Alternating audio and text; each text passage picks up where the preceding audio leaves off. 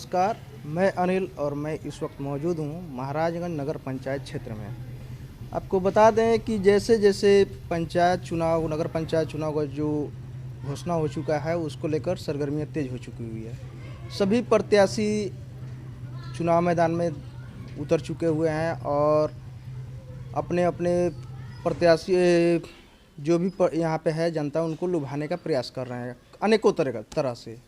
तो इसी बीच हमारे साथ मौजूद हैं राकेश कुमार गुप्ता जी, जो काफ़ी मतलब इनका जो परिवार रहा है वो समाज सेवा में कई वर्षों से तत्पर रहा है और पिछले बार ये चुनाव भी लड़े थे वार्ड पार्षद से, जो किसी कारणवश चुप कहीं रही होगी तो नहीं जीत पाए, लेकिन 2 नंबर पे थे। तो इस बार फिर से चुनाव मैदान में आए हुए हैं और आइए इनसे हम चल के बात करेंगे कि आखिर ये क्या मुद्दा लेके चुनाव मैदान में फिर से उतरे हुए हैं। सबसे पहले राकेश जी, आपका स्वागत है हमारे न्यूज़ चैनल में। धन्यवाद, आपका भी स्वागत है।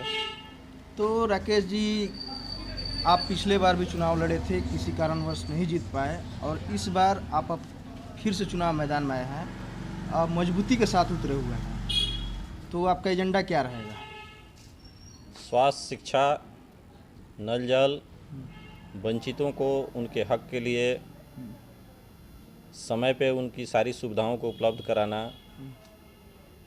नगर पंचायत के भ्रष्टाचार को हर तरीके से ख़त्म करने का संकल्प है और इसमें कहीं किसी तरह से कोई कमी आपको नहीं दिखेगी। भविष्य में जो वादा हम करेंगे उसको 100% पूरा करेंगे। On camera? बिल्कुल। ऐसे तो नहीं सर कि वादे सभी चुनाव से पहले करते हैं, चुनाव जीत जाने के बाद वादे पे खड़े नहीं उतर पाते हैं। हम भी आपके सामने रहेंगे ना, कहाँ छुप जाएंगे चुनाव जीत जाएंगे तो। ऐसा आप दोबारा पूछ सकते हैं इस सवाल को, आप एकदम इसको लॉक करके रखिएगा। कैमरे के सामने बोल रहे हैं? 100% आपको सामने ही बोल रहे हैं, बंद करके कैमरा चला रहे हैं आप? नहीं सर, चालू है। तो फिर चालू है तो हमारा वादा हमेशा चालू रहेगा।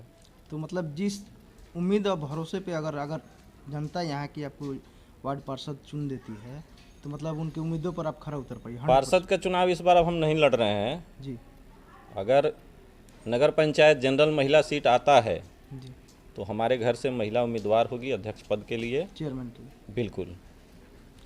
तो कहीं ना कहीं देखा जा रहा है कि चेयरमैन का जो सीट है वो मतलब पैसे का चुनाव हो गया है सर।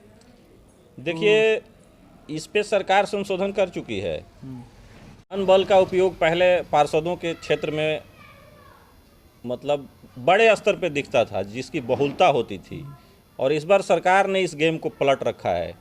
जनता का वोट, जनता का विकास, तो धन बल तो इसमें मर गया है। तो क्या लगता है कि यहाँ पे जो लिफाफे वाली सिस्टम है वो चल पाएगी कि नहीं? वो तो बंद हो गई, गल गई, फाड़ के फेंक दिया जनता उसको। सरकार ने उस पर मोहर लगा दिया कि धन बल टूट करके जल गया है।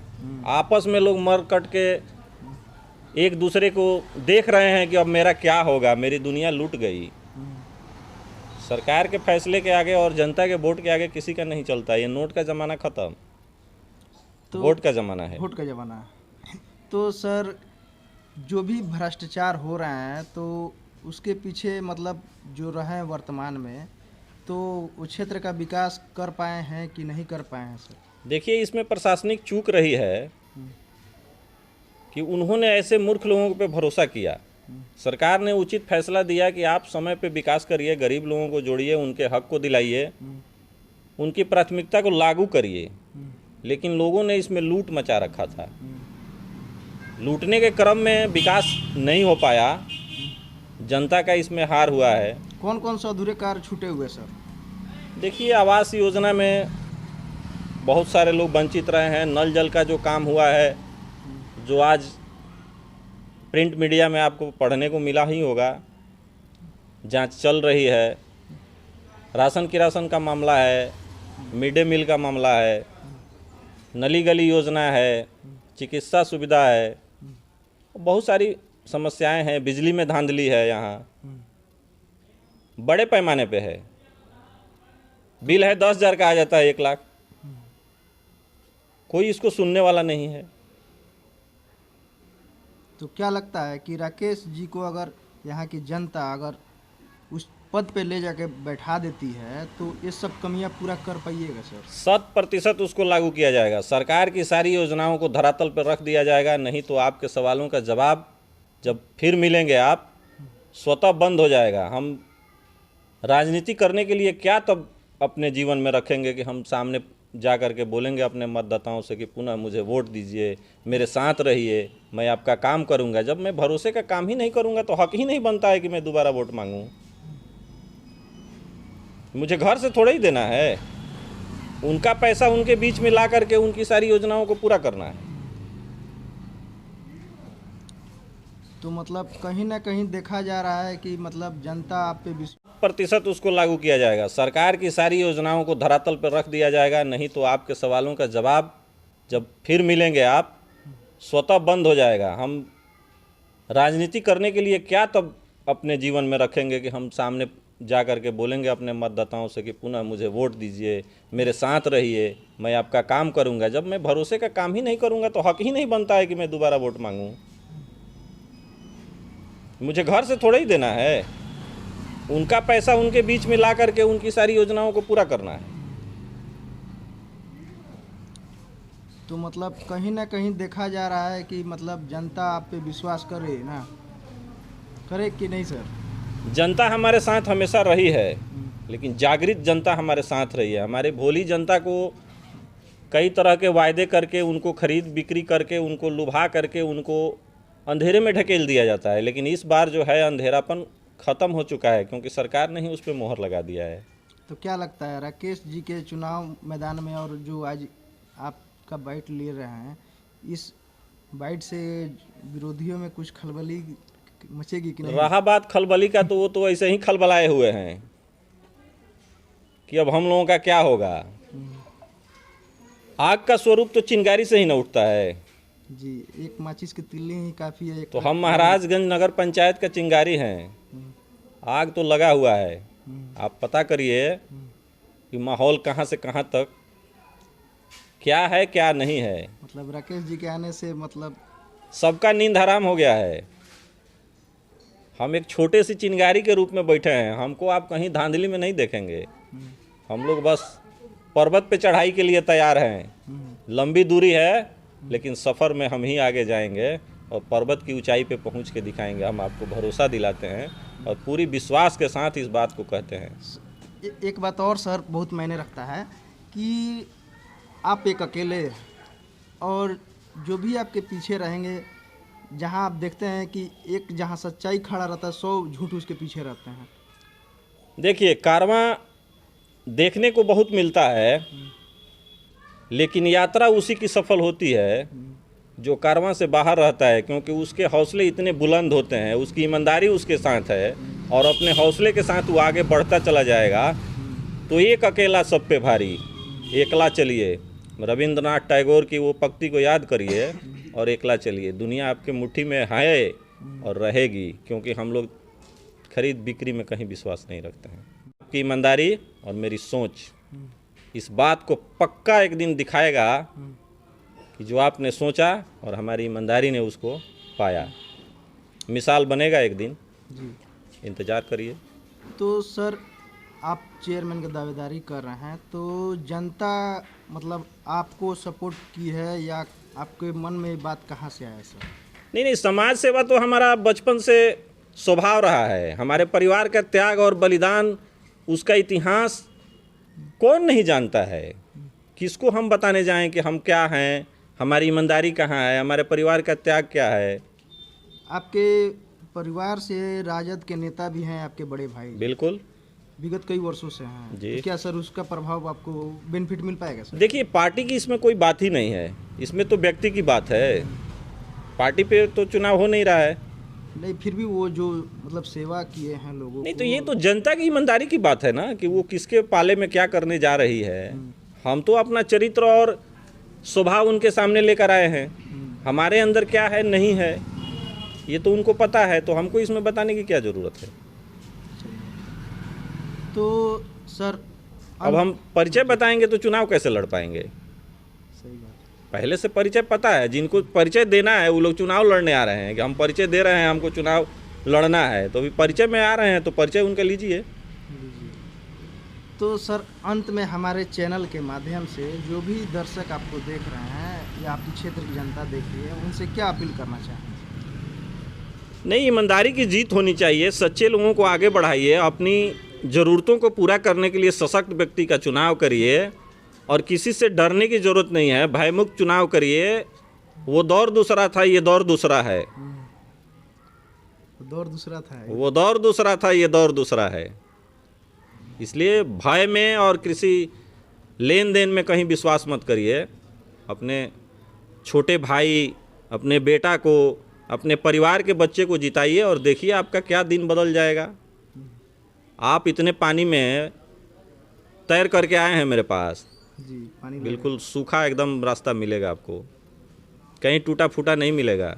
नगर की सारी मुख्य रास्ता जो है वो आपको एकदम अच्छा मिलेगा, जैसे आपका नेशनल हाईवे मिल रहा है। सर ये जो आप बात कर रहे हैं, तो इससे पहले भी वह जो पद पे रहे हैं वो भी तो कर सकते थे, लेकिन वो भी नहीं किए, वो भी बहुत वादे किए होंगे। देखिए, एक तालमेल की ज़रूरत होती है और एक अनुभव की ज़रूरत होती है। दूसरा चीज़ कि हम कहीं भी किसी भी बड़े व्यक्ति के पास जाते हैं, बड़े अधिकारी के पास, आपका क्या दिन बदल जाएगा। आप इतने पानी में तैर करके आए हैं मेरे पास जी, पानी बिल्कुल सूखा एकदम रास्ता मिलेगा आपको, कहीं टूटा फूटा नहीं मिलेगा। नगर की सारी मुख्य रास्ता जो है वो आपको एकदम अच्छा मिलेगा, जैसे आपका नेशनल हाईवे मिल रहा है। सर ये जो आप बात कर रहे हैं, तो इससे पहले भी वह जो पद पे रहे हैं वो भी तो कर सकते थे, लेकिन वो भी नहीं किए, वो भी बहुत वादे किए होंगे। देखिए, एक तालमेल की ज़रूरत होती है और एक अनुभव की ज़रूरत होती है। दूसरा चीज़ कि हम कहीं भी किसी भी बड़े व्यक्ति के पास जाते हैं, बड़े अधिकारी के पास जाते हैं, तो एक शिष्टाचार तरीका होता है, उनसे मुझे मदद लेना होता है। तो हम कल वहाँ पद पे चले जाते हैं तो प्रशासन का एक जो सहयोग होना चाहिए, मिल्लत से होनी चाहिए ना। हम जा करके लड़ाई करेंगे क्योंकि दोनों अंग एक साथ रहेगा तभी कुछ होगा। जी, मेरी भी भूमिका है तो उनकी भी भूमिका है, तो खुश होकर के ही कुछ किया जा सकता है।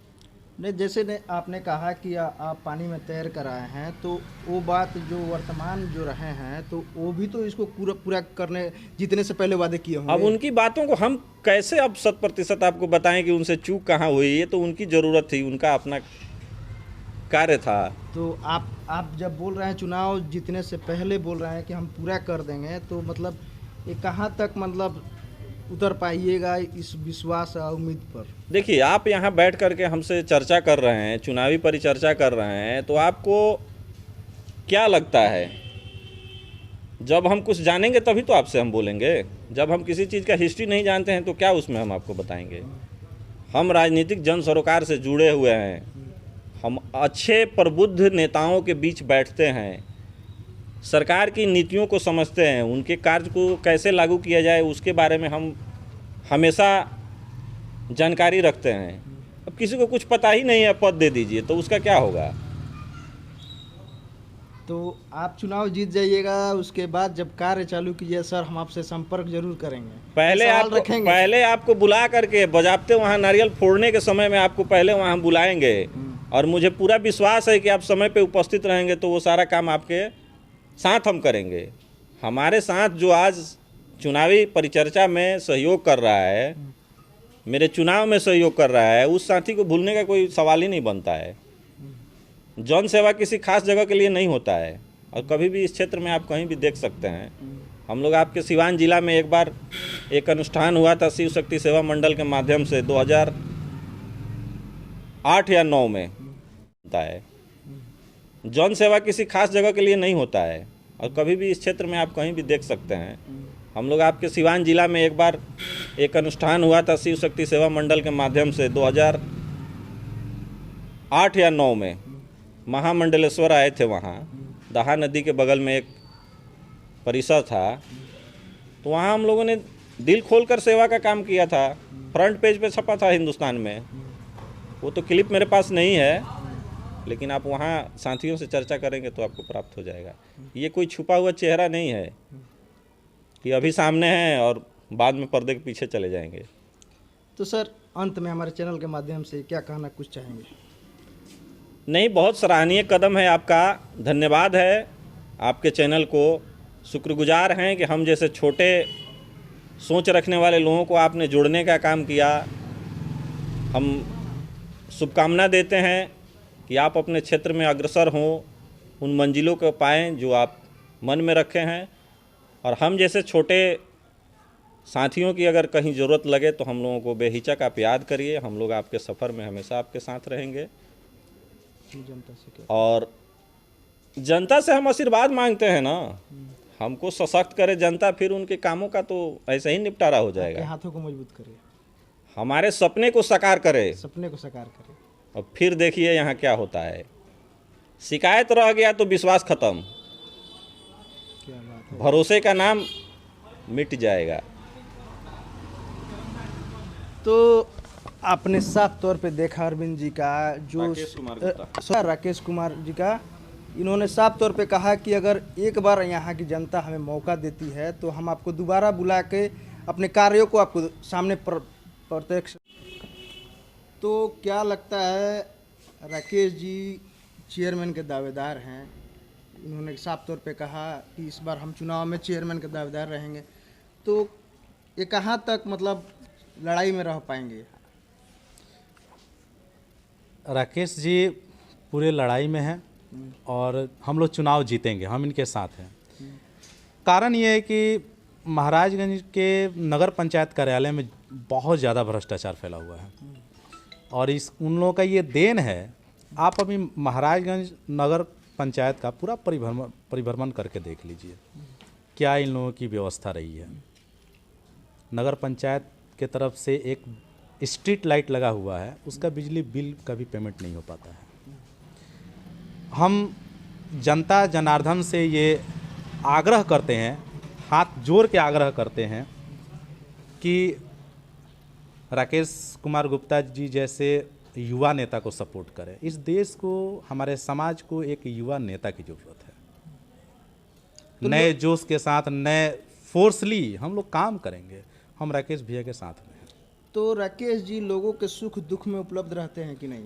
हमेशा उपलब्ध रहते हैं। अभी पूछने वाली क्या बात है।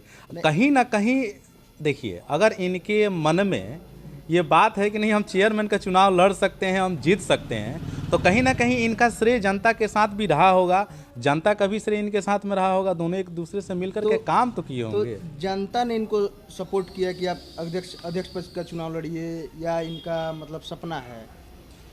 नहीं, सपना तो है ही, लेकिन बिना बगैर किसी कर्म का हम सपना नहीं देख सकते हैं।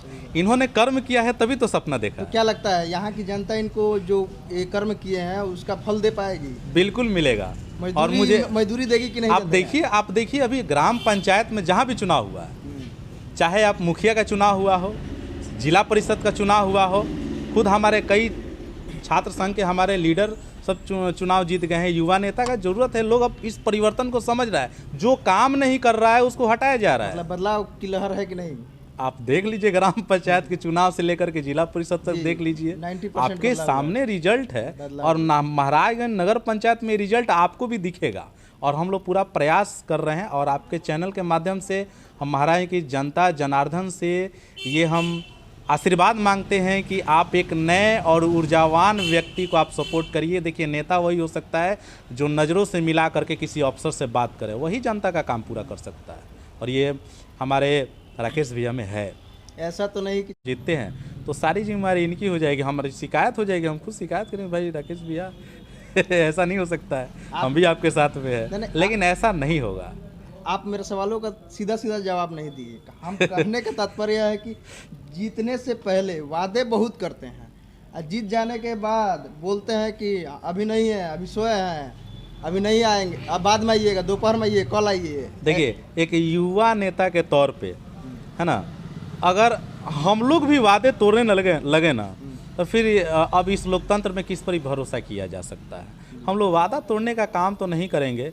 माता रानी से हम ये शक्ति मांगेंगे, हम आशीर्वाद मांगते हैं कि हमें उतना बल दें, उतना शक्ति दे, हम जनता का काम करें। और ऐसा उम्मीद नहीं होगा, लेकिन ये उम्मीद तो ज़रूर है कि हम लोग पूरा जनता का काम करेंगे। राकेश भैया सारा काम करेंगे, कहीं से कोई कमी नहीं होगी, है ना। आज आज अभी भी युवा नेता पे जनता विश्वास करती है। हम ऊर्जावान हैं, एक बार इनको मौका मिलना चाहिए जनता का सेवा करने के लिए। एक बार देखा जाए, एक 5 साल की जब सरकार नगर की सरकार बनती है तो अविश्वास प्रस्ताव लग जाता है। अब तो इसमें कुछ नहीं होगा। और साथ ही साथ आपके चैनल के माध्यम से प्रदेश के माननीय मुख्यमंत्री महोदय को मैं ये बहुत बहुत धन्यवाद देना चाहता हूं कि कम से कम इसका ऐसा उन्होंने नियम लगाया, ये खरीद बिक्री का तो काम बंद हो जाएगा। सही बात। तो राकेश जी से जनता उम्मीद क्या रखे? अभी भी उम्मीद रखी है और पहले भी उम्मीद रखी है, और काम पहले भी हुआ है बिना चुनाव जीते, पहले भी हुआ है जी। तो मतलब युवाओं का साथ है इनके बिल्कुल। ये वह घर है, ये वो दरवाज़ा है जहाँ से महाराजगंज को अनुमंडल बनाया गया है। ये इतिहास रहा है, पता कीजिए आप। तो क्या लगता है फिर से इतिहास बनेगा यहाँ? बिल्कुल बनेगा, एकदम बनेगा, है ना, एकदम जोश के साथ बनेगा। क्यों नहीं बनेगा? क्योंकि जनता इसके पहले किसको चुनेगी? जनता जो पहले बन चुके हैं उनको चुनेगी। क्या उनके कार्य क्रिया और कार्यकलापों को जनता नहीं देखा है? महाराजगंज के जनता ने। इसीलिए इस बार परिवर्तन की लहर है और परिवर्तन होगी और युवा की सरकार बनेगी। महाराजगंज में नगर पंचायत की सरकार युवा की बनेगी और माननीय राकेश कुमार गुप्ता की सरकार बनेगी। चलिए, बहुत बहुत धन्यवाद। अपना शुभ नाम बता दीजिए। मेरा नाम अजीत कुमार शर्मा हुआ और हम लोग भी छात्र राजनीति से जुड़े हुए हैं और मैं भी एक समाज में रहना पसंद करता हूं। और मैं जयप्रकाश विश्वविद्यालय से राजनीति विज्ञान का मैं एक रिसर्च स्कॉलर हूं, मैं पीएचडी कर रहा हूं। और हम लोग समाज में रहना पसंद करते हैं और समाज के दुख दर्द को हम लोग भी चाहते हैं। बहुत बहुत धन्यवाद।